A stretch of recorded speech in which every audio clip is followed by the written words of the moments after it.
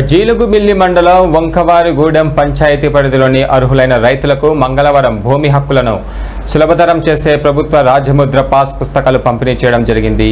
ఈ కార్యక్రమంలో ముఖ్య అతిథిగా పాల్గొన్న పోలవరం ఎమ్మెల్యే చిర్రి బాలరాజు రైతుల హక్కులను భద్రపరచడంలో ప్రభుత్వ చర్యలను వివరించారు।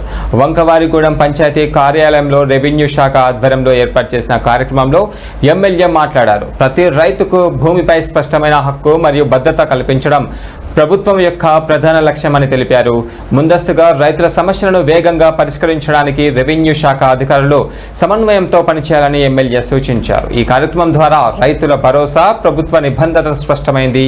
స్థానిక రైతులు ప్రభుత్వ ఆధ్వర్యంలో సులభతరం కానున్న భూ హక్కులను సంతృప్తిగా స్వీకరించారు।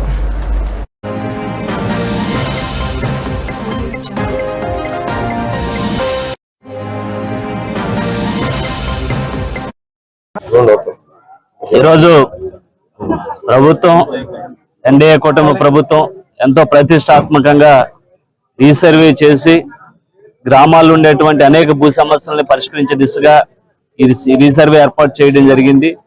ఈ రీసర్వేకి సంబంధించి రీసర్వే చేసినటువంటి గ్రామాలకు ఈరోజు పాస్ పుస్తకాలు క్యూఆర్ కోడ్తో ఉన్నటువంటి పాస్ పుస్తకాలని లబ్ధిదారులకు అందించడం జరిగింది। చాలా సంతోషకరమైన విషయం। ఏదైతే గత వైసీపీ ప్రభుత్వంలో ఈ భూముల సమస్యకు చెక్ పెట్టాలి, అలాగే అనేకమైన భూ సమస్యలు సృష్టించినటువంటి గత ప్రభుత్వాల వల్ల అనేక మంది రైతులు ఆత్మహత్య కూడా చేసుకున్నటువంటి పరిస్థితి।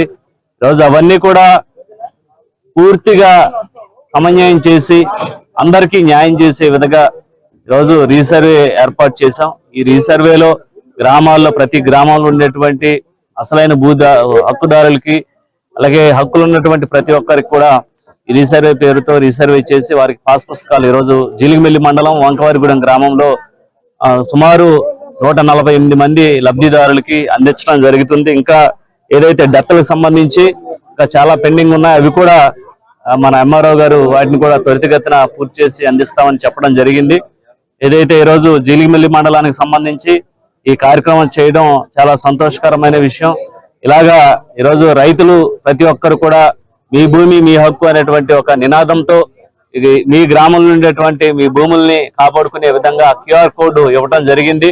ఈ క్యూఆర్ కోడ్ వల్ల ఎక్కడ కూడా ఇబ్బంది కలగకోకుండా ఎవరు కూడా వీటిపై దొంగ పట్టాలు కానీ లేకపోతే దొంగ ఆన్లైన్లు కానీ చేపించుకోకుండా డైరెక్ట్ గా రాష్ట్ర ప్రభుత్వమే ఈ క్యూఆర్ కోడ్ నియమించడం జరిగింది। ఆధార్ కార్డు కూడా లింక్ అయి ఉంటుంది దీంట్లో।